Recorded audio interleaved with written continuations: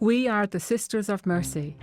Together with our 250,000 partners in ministry, we work in 47 countries around the world, serving people in lots of practical ways like healthcare, education and shelter. Mercy International Association unites the many members of the Mercy family worldwide, inspiring us to model our foundress Catherine McAuley's spirit of service. It supports our ministries by campaigning for the changes in government and international policy that will improve people's lives all over the world. So, what is Mercy? Here are two true stories. I grew up in a village in Bolivia. It's very beautiful, but there was no work for young people like me. A woman came around our village one day, promising a job in a factory in Argentina. I thought it was my chance for a better life. When I got to the city, I was brought to a sweatshop and made to sew garments. We had to work all day with no break, and I felt ill. I stood up to get some help and fainted. When I woke up, I was in a storeroom at the back of the sweatshop. There were two men there who hit me and then raped me. I felt so ashamed. We didn't get paid for our work. The owners of the factory said we had to pay back the gangs for bringing us to Argentina. We could only leave when we had paid back this big debt. They beat anyone who tried to escape or speak out. I started to lose hope. One night, I ran away. I ran and ran until I saw a policewoman. She brought me to the Sisters of Mercy refuge. They were so kind to me, and I felt so safe there after all the bad things that had happened.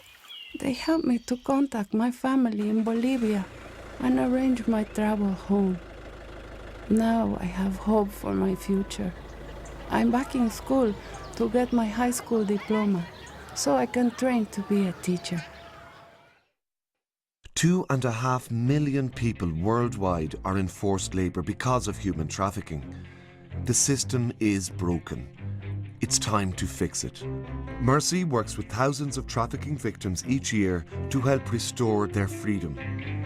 We use our voice at the United Nations and European Union to advocate policies that will help put a halt to this global trade in people.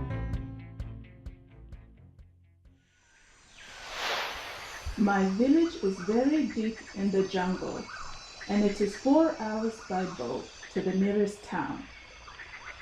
It was my first time being pregnant, and I was very scared when I had pains and the baby was ready to be born. For 2 days in my village, the women tried to help the baby come out, but nothing would work. I thought I was going to die because of the pains. The next thing I remember, Sister Helen was there. She held my hand and told me that it was going to be okay. They brought me in the boat to the Mercy Health Center. I fell asleep, and when I woke up, my little baby boy was beside me. The nurse told me that the doctors were able to take him out of my belly with an operation. We stayed in the clinic for some time so that we didn't get sick. I was so happy the day went back to our village. The elders gave my boy a special name because he is a fighter. We reach vulnerable women and babies all over the world with vital health care, but more needs to be done. 1,000 women die every day due to maternity-related causes. The vast majority of these deaths are preventable. Those in power need to hear these women's voices. We are using our voice to make the health of women a priority for national and international decision makers. This is how Mercy serves people around the world today. But where did it all start? Mercy International Association has grown out of the legacy of Catherine McAuley, the foundress of the Sisters of Mercy. here in Ireland in the early 1800s. Catherine McAuley founded the first House of Mercy because she received an unexpected legacy, and that enabled her to build the first House of Mercy. Catherine's founding sisters were called the Walking Nuns because they walked through the alleyways of Dublin and elsewhere, ministering to the poor, taking care of the sick, educating the children, doing whatever needed to be done. Catherine revolutionised a new way of thinking about religious life. Up to then, there was enclosure, but when Catherine came on the scene, she moved out, walked into the laneways and the alleyways of Dublin, and that was a huge change. And I suppose the church looked on and saw this as really revolutionary. Catherine McAuley had an extraordinary personality. She touched the hearts, not only of the poor, but she touched the hearts of the rich.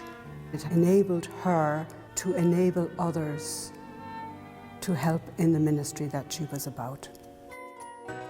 Mercy International Association is run today by a team of people dedicated to keeping alive the founding spirit of Catherine, especially among the people most in need of God's compassion and mercy. The 185-year-old walls of the House of Mercy testified to a mission that not only thrived but spread to all continents of the world because of the brave women who were prepared to go there and bring with them the compassion and love of God to people most in need in those places. The House of Mercy today serves as a house of welcome and hospitality for over 8,000 visitors every year. It is a hub for everything from counselling to international outreach to global action programmes.